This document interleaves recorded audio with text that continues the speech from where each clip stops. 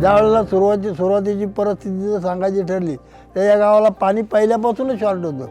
पाऊस अवेळी केव्हाही जेव्हा वाटेल तेव्हा पाऊस पडत होता. तसं पाहिलं तर या पावसाची परिस्थिती अशी पडायला लागला तर एक 2-2 दिवस पडायचा, नाही तर 2-2 महिने वाट पाहायला लागायचा.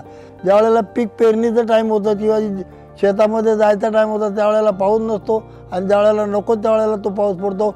आजही तीच परिस्थिती आहे. आमच्या भागात कोणत्याही प्रकारचं पाणी पिण्याची टंचाई होती. आमच्या इथं टँकर चालू होता.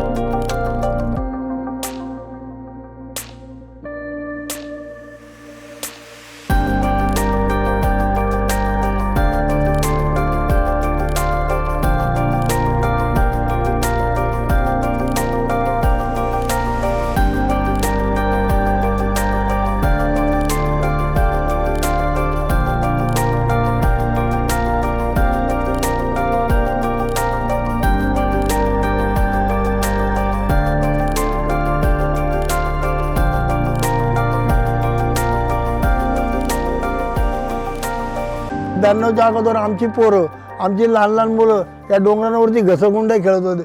म्हणजे विना अडथळा वरून तर खालपर्यंत यायला कोणताही अडथळा नव्हता.